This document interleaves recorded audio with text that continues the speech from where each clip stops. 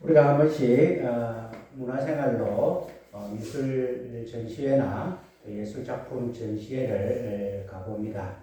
가보면 어떤 작품은 저것이 뭐 작품이 되나 상을 받았다 이렇게 표시를 해놨는데 우리가 볼 때에 이상한 그림이나 또 이상한 조각품이 보이게 됩니다.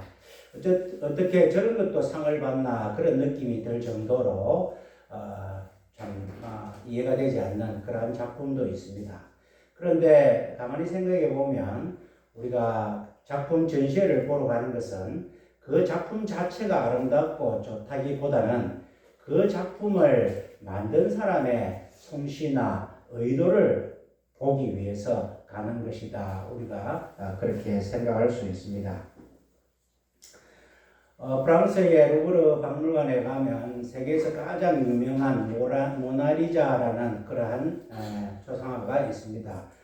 유명한 여자 그림을 그린 것이 뭐 그렇게 유명할까? 여자 그림을 그리는 작품이 한두 개도 아닌데, 그런데 그 그림은 잘 그렸다기보다도, 여자 그림이라기보다도 그 작품을 레오나르도 다빈치가 그렸다는 것이 중요하고, 그 다빈치가 자기 어머니를 그렸는지 애인을 그렸는지 또 당시에 유명한 상인의 부인을 그렸는지 아니면은 또 자기 자신의 얼굴을 그렸는지 그 의도가 참 미스테리하고 궁금하기 때문에 그것은 높은 가치를 받고 있는 것을 우리가 보게 됩니다.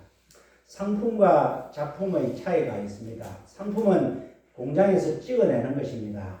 마트나 백화점에 가면 가격이 다 붙어 있습니다. 누구나 가서 돈만 지불하면 살 수 있는 것이 상품입니다.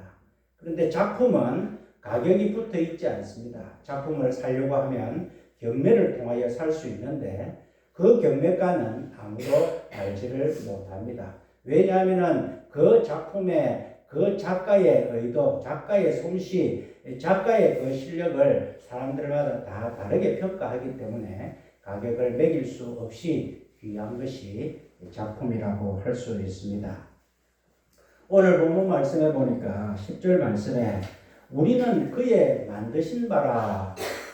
우리는 하나님의 작품이다. 표준 새 번역과 공동 번역에서는 바로 우리는 그의 작품이다. 포이에마라는 단어를 우리 성경에는 그의 만드신 바라 이렇게 길게 표현을 했지만 다른 성경에서는 바로 작품이다. 또 어떤 분은 해석하기를 우리는 하나님이 만드신 그의 걸작품이다. 그렇게 표현하고 있기도 합니다. 우리가 하나님의 걸작품이라는 것입니다.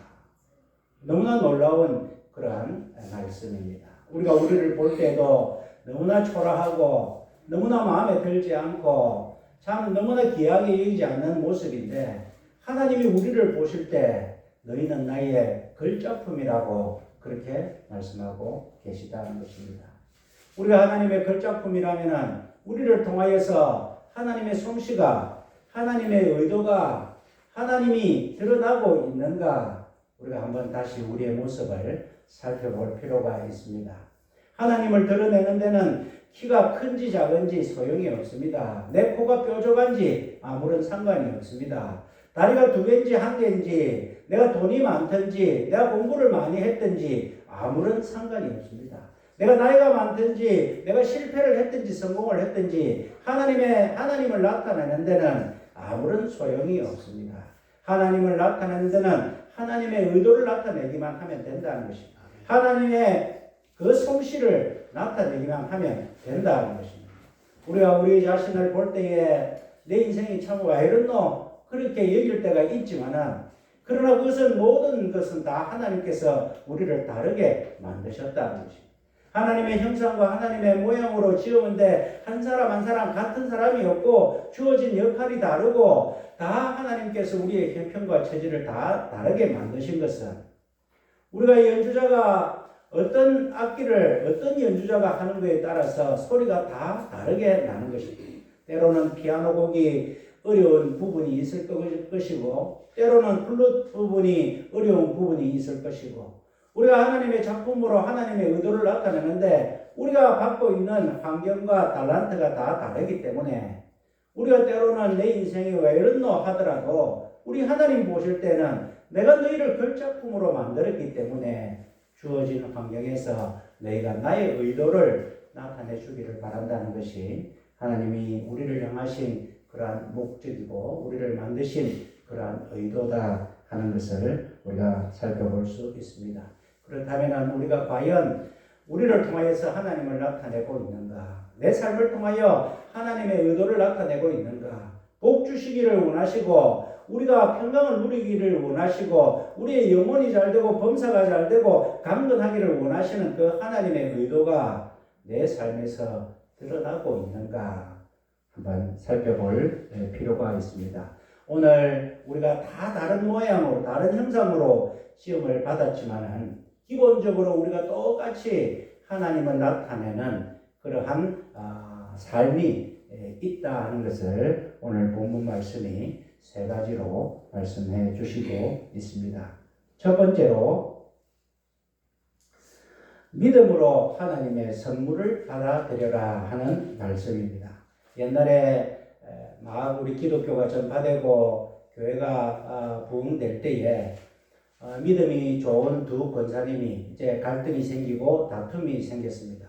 내용이 무언가 보니까 한 권사님은 우리가 은혜로 구원을 받았다 그렇게 주장을 하고 한 권사님은 우리가 믿음으로 구원을 받았다 그렇게 주장을 하는 것입니다.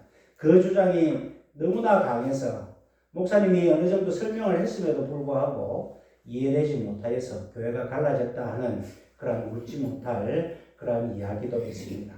하나님의 은혜로 구원을 받았다. 그것도 맞는 것 같고 믿음으로 우리는 행위가 아니라 믿음으로 구원을 받았다. 그것도 맞는 것 같은데 오늘 본문 말씀이 그것을 분명히 말씀해 주시고 있습니다. 8절 말씀해 보니까 너희가 그 은혜를 인하여 믿음으로 말미암아 구원을 얻었나니 이것이 너희에게서 난 것이 아니요 하나님의 선물이라. 무슨 말입니까? 구원의 근거와 구원의 방법이 다르다 하는 것입니다.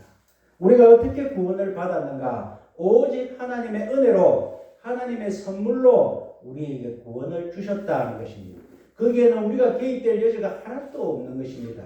우리는 하나님의 은혜로 구원을 받았습니다. 구원의 근거가 바로 하나님의 선물이다 하는 것입니다. 그런데 우리가 어떻게 이 구원을 받아들일 수 있느냐? 구원을 받는 방법은 믿음으로 받아들여야 된다. 그것은 우리의 믿음이다 하는 것입니다. 그러니까 두 권사님은 부분만 알았고 전체를 알지 못하면서도 자기의 믿음이 옳다고 주장했던 그런 교만의 물을 범한 것이다. 그렇게 볼 수가 있습니다. 오늘 하나님의 말씀은 분명히 우리에게 하나님의 은혜로 구원이 주어졌다고 말씀하시고 그 구원이 바로 하나님의 선물이다. 그렇게 말씀합니다. 하나님께서 우리의 형상과 모양으로 우리가 살기 위해서 주신 놀라운 선물이 바로 구원이다 하는 것입니다. 우리가 하나님의 작품이라면 우리 교회는 무엇이냐? 하나님의 작품 전시장입니다. 주일 예배는 무엇이냐? 하나님의 작품이 전시되는 그러한 날이다. 그렇게 볼 수가 있습니다. 오늘 하나님께서 우리에게 이 작품 전시장에서 작품 전시회에 우리 한 사람 한 사람을 다 앉혔습니다. 하나님께서는 우리를 통하여서 하나님의 걸작품의 모습을 보고 싶어 하시는데 우리가 그렇게 살지 못한 모습이 우리 가운데 있습니다.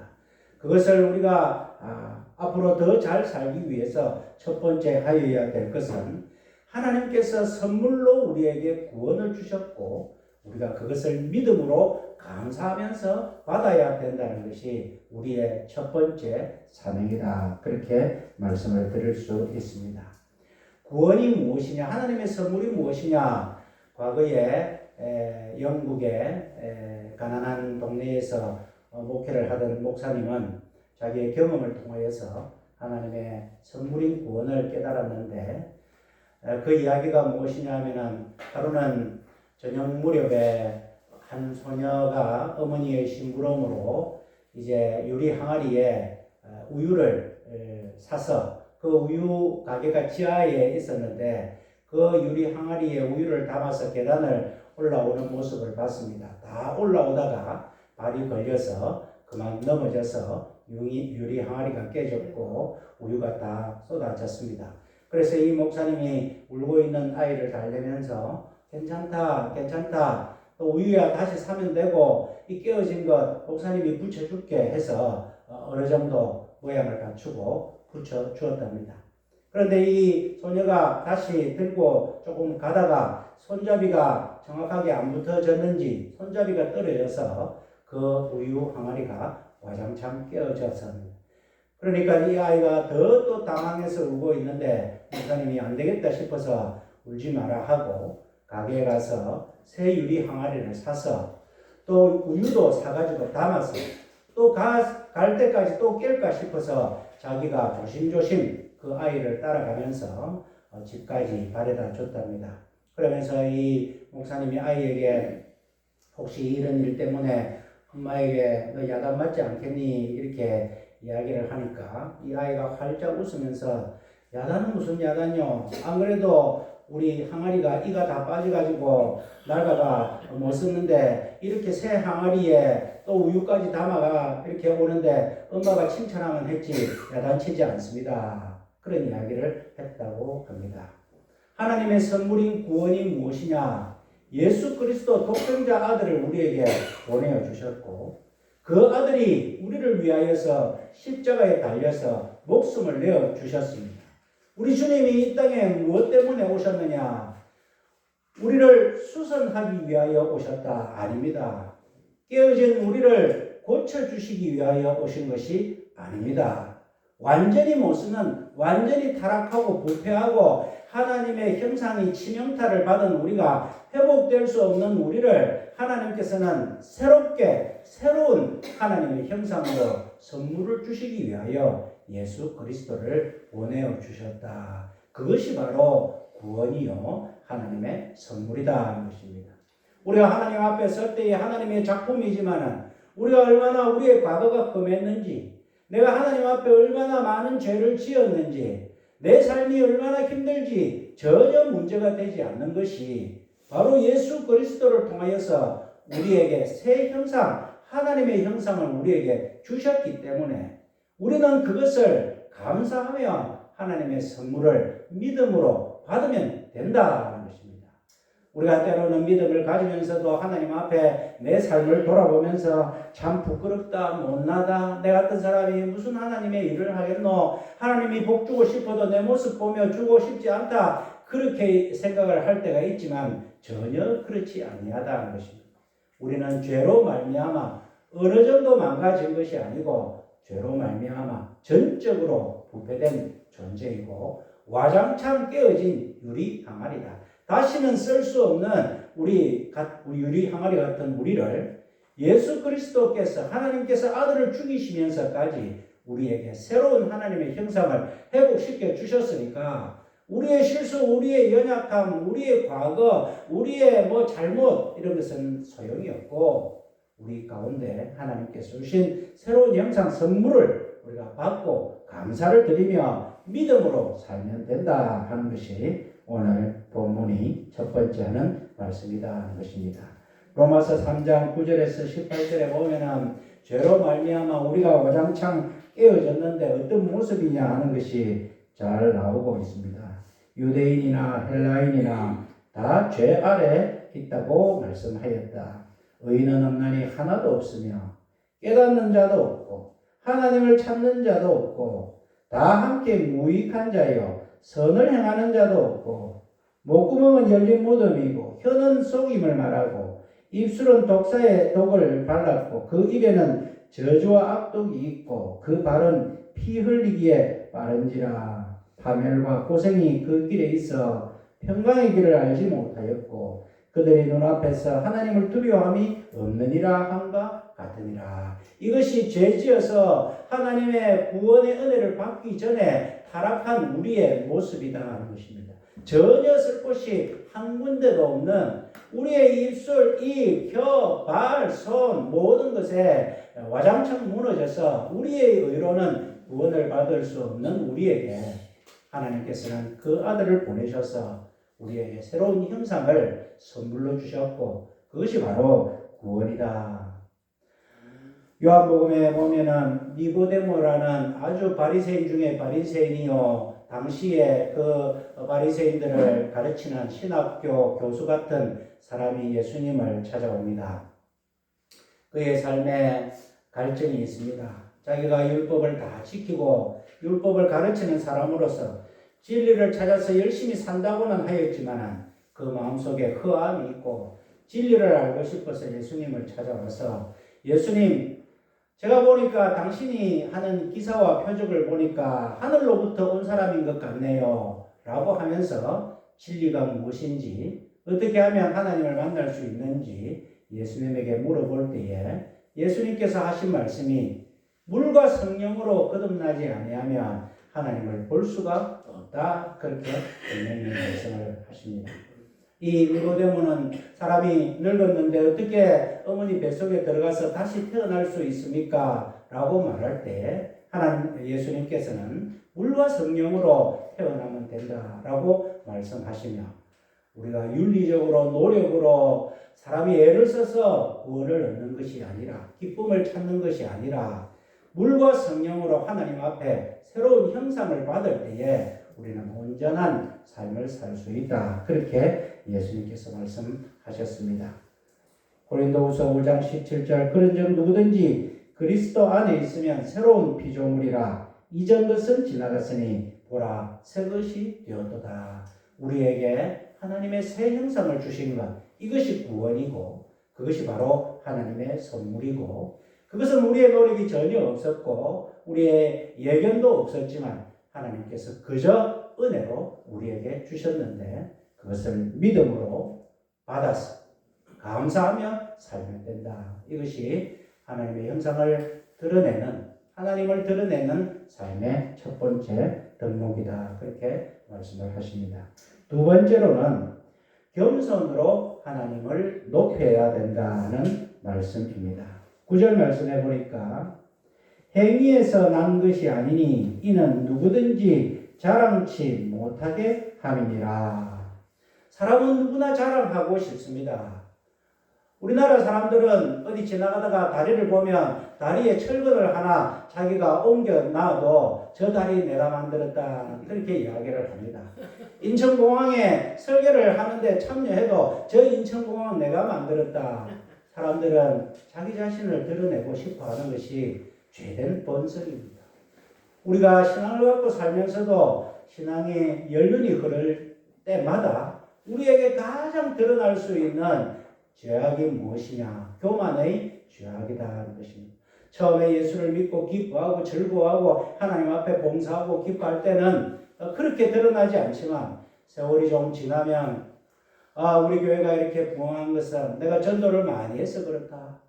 또 내가 하나님을 위해서 얼마나 봉사를 많이 했는데 건물을 보는 곳곳마다 저것은 다 내 손이 묻어진 그러한 모습이다.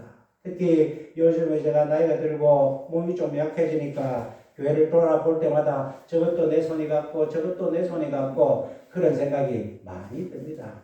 사람이 신앙도 시간이 지나면서 사람 앞에 인정을 받고 싶은 것이 사람의 본성이다 하는 것입니다. 다른 사람이 괜히 나에게 무슨 말을 하지도 않았는데 저 사람에 대해서 섭섭하게 여기지는 것은 나를 알아주지 않기 때문에 생기는 그러한 섭섭한 병이다 하는 것입니다. 그것이 마음의 병이 될 수도 있습니다. 우리가 살다 보면 다른 사람이 왜 나를 인정해 주지 아니하냐. 예수님께서는 누가복음에 이런 말씀을 하셨습니다. 너희 중에 네게 밭을 갈거나 양을 치거나 하는 종이 있어 밭에서 돌아오면 저더러 곧 와서 앉아서 먹으라 할 자가 있겠느냐? 명한 대로 하였다고 종에게 살해하겠느냐? 이와 같이 너희도 명령받은 것을 다 행한 후에야 우리는 무익한 종이라 우리의 하여야 할 일을 한 것뿐이라 할지니라. 예수님께서 말씀하십니다. 너희 중에 종이 있는데 밭을 갈고 양을 치고 와가지고 주인이 아이고 수고했다. 내가 상 차려줄게. 앉아서 밥 먹으라. 내가 내 발을 씻겨줄게. 수고했다. 그렇게 할 주인이 누가 있느냐 하는 것입니다. 종은 그 맡은 역할을 했을 뿐이다. 하나님 앞에도 마찬가지다. 너희가 맡은 역할을 열심히 하고 난 다음에 내가 그래도 하나님 앞에 저는 무익한 종일 뿐입니다. 시킨 일을 하였을 뿐입니다. 이렇게 하는 것이 마땅하다. 그렇게 예수님께서 말씀하시면서 우리 속에 신앙의 교만이 생겨나는 것을 예수님께서는 주의를 주시고 계시다는 것입니다. 내가 이루어 놓은 일이 자꾸 보인다. 내가 내라는 사실이 자꾸 보인다. 그러면 나는 내가 하나님의 작품임을 스스로 포기해 가고 있다. 그렇게 생각하면 된다는 것입니다. 이런 이야기가 있습니다. 어떤 개구리가 한 마리 있었는데 까치처럼 하늘을 날고 싶었습니다. 하루는 보니까 까치가 집을 짓는데 나뭇가지를 이렇게 살펴보더니만 좋은 나뭇가지를 꺾어서 집을 짓는 것을 보았습니다. 이 개구리가 옳구나. 저 나뭇가지에 내가 매달려 있으면 나뭇가지를 물고 있으면 하늘을 한번 날아보겠구나 싶어서 나뭇가지를 딱 물고 있었습니다. 아니나 다를까 까치가 와서 그 나뭇가지를 딱 꺾어서 하늘을 탁 나릅니다. 그러니까 다른 어떤 그 동물들이나 개구리들이 정말 멋있다. 어떻게 저런 일을 하노 하면서 막 부러워하고 할 때에 자랑하고 싶었는데 이 개구리는 입을 벌리면 떨어질 것을 알기 때문에 입을 꾹 다물고 그냥 즐겼답니다. 그런데 그 중에서 누가 이런 말을 했습니다. 도대체 이렇게 좋은 아이디어를 누가 내었지? 이렇게 말을 하니까 개구리가 내가라고 말하는 순간 개구리가 땅에 떨어져서 죽었다는 것입니다. 겸손이 무엇입니까? 교만이 무엇입니까? 내가라는 것이 나오는 순간 우리는 하나님의 형상됨을 포기하는 것이다. 오늘 우리가 하나님의 형상으로 살기 위한 두 번째 요건은 겸손으로 하나님을 높여야 된다는 말씀입니다. 사울 왕이 왜 하나님께 버림을 받았습니까? 처음에 사울은 왕으로 사람들이 제비를 뽑았을 때 너무 부끄러워서 짐더미 뒤에 숨었을 정도로 겸손한 사람이었습니다. 그러나 그가 왕이 되고 교만하여서 하나님께서 아말렉과의 전쟁 가운데 모든 것을 다 없애라 했는데 자기 생각에 하나님 생각은 그렇지만 내 생각에는 살찐 짐승을 남겨두어 가지고 하나님 앞에 제사 드릴 때 드리면 좋겠다. 내 생각이 앞서는 순간 하나님께서는 그를 왕으로 쓰기를 버리셨다는 것입니다. 우리가 하나님의 형상, 하나님의 작품으로 드러나기 위해서 하나님을 드러내기 위해서 할 수 있는 두 번째 삶의 요건은 내가라는 사실을 버리고 겸손으로 하나님을 높여야 되는 그러한 삶이라는 것을 말씀드릴 수 있습니다. 세 번째로는 선행으로 구원을 이루어 가야 된다는 말씀입니다. 9절 말씀에 보면 행위에서 난 것이 아니니 이는 누구든지 자랑치 못하게 함이니라. 하나님께서 우리에게 구원을 주신 것은 분명히 하나님의 은혜요 행위가 아니기 때문에 행위에서 난 것이 아니니까 자랑하지 말라고 분명히 말씀을 하셨습니다. 그런데 10절 말씀에 그 다음 절에 보니까 우리는 그의 만드신 바라 그리스도 예수 안에서 선한 일을 위하여 지으심을 받은 자다. 이 일은 하나님이 전에 예비하사 우리로 그 가운데라는 것은 예수 그리스도 가운데서 행하게 하려 하시니라. 우리가 받은 구원의 선물은 행위로 말미암은 것이 아니라고 해서 행위가 가치가 없는 것이 아니고 10절 말씀에는 행위가 너무나 중요하다. 그렇게 말씀을 합니다. 우리가 로마서와 야고보서를 비교할 때에 사람들이 착각을 합니다. 오직 의인은 믿음으로 말미암아 살리라. 믿음이 중요하지 행위가 중요하지 않다. 그렇게 생각을 하고 야고보 사도는 행함이 없는 믿음은 죽은 믿음이다. 그래서 행위를 강조합니다. 어느 것이 맞을까 고민할 필요가 없습니다. 우리가 행위라는 것은 구원의 조건은 아니지만 구원의 목적은 된다는 것입니다. 하나님께서 우리의 행위를 보시고 우리에게 구원을 선물하신 것은 아니지만 하나님께서 왜 우리에게 구원을 선물하셨느냐? 10절 말씀에 예수 안에서 선한 일을 위하여 지으심을 받은 자다. 예수 안에서 우리를 통하여서 선한 일을 나타내기 위하여서 우리에게 구원을 베푸셨다. 그렇게 말씀을 하시고 있다는 것입니다. 예수님께서는 마태복음 5장 20절에 너희 의가 서기관과 바리새인보다 더 낫지 못하면 결코 천국에 들어가지 못하리라. 서기관과 바리새인들을 우리가 얕잡아 보면 안 됩니다. 그들은 하나님의 말씀을 지키기 위해서 618가지의 율법을 만들었습니다. 중요한 율법, 덜한 율법, 그렇게 해서 그들은 그 616가지 율법을 하나도 어기지 않고 지키려고 노력하였고 대부분 다 어기지 않고 지켰습니다. 하나님 앞에 금식도 하고 11조도 드리고 기도도 하고 그들은 바르게 살려고 무척 노력했습니다. 어떻게 우리가 이 바리새인들 서기관이나 율법학자보다 더 의롭게 살 수 있습니까? 예수님께서는 더 의로워야 된다고 말씀하십니다. 그런데 더 의롭게 사는 그 기준은 우리가 아니라 예수님이 정하신 기도다 것입니다. 바리새인이 손을 벌려서 하늘을 우러러 두 팔을 벌리고 하나님 저는 일에 2번 금식하고 11조도 드리고 저 있는 세리와 같이 않고 나는 하나님 앞에 말씀 다 지키고 잘 살고 있습니다 하는 그 기도는 하나님이 받지 아니하시고 가슴을 치고 성전 의기에서 고개를 들지 못하고 하나님 저는 죄인입니다.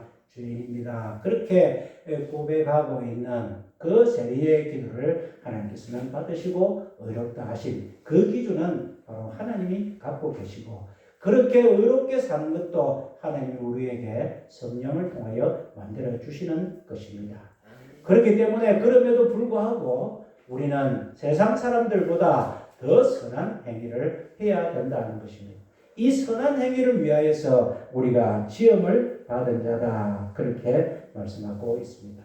우리 자신을 한번 돌아볼 때에 예배 드릴 때는 우리의 모습이 좀 거룩한 것 같은데 예배 문 밖에 나가면은 맛을 잃은 소금과 같이 세상 사람들에게 밟히는 그저 그렇게 아무런 빛의 삶을 살지 못하고 살아가는 모습이 내 가운데 없는지 우리 자식들이 보기에도 참 부끄러울 정도로 악착같이 못나게 살아가는 모습은 우리에게 없는지 믿는다고 하면서도 다른 사람보다 더 악랄하게 더 세상적으로 야비하게 다른 사람을 이기고 누르고 돈을 찾아서 살아가는 그런 모습은 우리 가운데 없는지 사람들이 쳐다보기도 싫은 그러한 작품의 모습으로 우리가 살아가고 있는 것은 없는지 우리가 한번 살펴보면서 하나님의 작품이라면 하나님을 드러내는 삶이라면 우리의 삶을 통하여 선한 행위가 있어야 되는데 그렇게 살지 못한 우리의 모습을 회개하시고 오늘 하나님의 작품으로 살기 위한 세 번째 요건은 선행으로 구원을 이루어 가야 된다는 말씀을 우리에게 주시고 계시다는 것입니다. 항상 코람데오라는 그러한 신앙으로 하나님이 보시고 계시다. 하나님 앞에 서 있다 하는 신앙으로 우리의 삶에 크든 작든 하나님이 판단하시니까 우리의 삶에 선한 열매를 맺으며 살아가는 것이 우리의 삶의 의무다. 그렇게 말씀을 드립니다. 말씀을 맺겠습니다. 우리는 레오나르도 다빈치가 아니라 그 위대하신 하나님이 만드신 최고의 걸작품 하나님의 형상과 모양으로 하나님의 생기를 불어넣으시고 흙으로 빚어 만드셔도 다 다르게 빚어 만드실 정도로 하나님께서 최고로 공들인 하나님의 걸작품들입니다. 우리가 하나님의 걸작품으로 하나님의 그 작가의 의도와 솜씨를 드러내며 살아야 되는데 그렇게 하지 못한 우리가 우리 자신을 뉘우치고 오직 세 가지 하나님이 선물로 주신 이 구원을 믿음으로 감사히 받고 겸손한 마음으로 하나님만 높이고 주님 안에서 선한 행위로 하나님을 드러내는 그러한 삶을 살면서 하나님께서 우리에게 주신 하루하루 그 기쁜 날, 즐거운 날, 행복한 날을 누리시는 저와 여러분들의 삶이 되시기를 주님의 이름으로 축원드립니다. 아멘. 사랑과 은혜의 하나님 아버지 감사합니다. 우리 한 사람 한 사람을 하나님의 걸작품으로 만들어 주셨습니다. 또 오늘은 어버이 주일이라 우리 한 사람 한 사람 모두 다 하나님께서 부모님을 정하여 주셔서 그 부모님 때문에 우리가 이 땅에 있게 하여 주신 것을 저희들 깨닫고 감사를 드립니다. 우리의 존재 자체가 부모님을 통하고 하나님의 뜻이 있는 그러한 작품인데 우리가 하나님을 잊어버리고 또 때로는 부모님도 원망하고 내 자신의 삶이 마치 내 것인 양 살아왔던 우리의 모든 지난날의 삶을 용서하여 주시고 하나님의 걸작품이라면 하나님의 의도와 솜씨가 우리의 삶을 통하여 드러내야 되는데 우리의 믿음이 부족하고 우리의 겸손이 부족하고 우리의 선한 행위가 부족함을 이 시간 고백하오니 하나님께서 다시금 우리를 새롭게 하나님 이끌어 주시고 모든 것이 우리 가운데 새롭게 회복되어서 우리 하나님의 영광을 드러내는 그러한 삶을 사는 저희들 다 되게 하여 주시옵소서. 예수님 이름으로 기도하옵나이다. 아멘.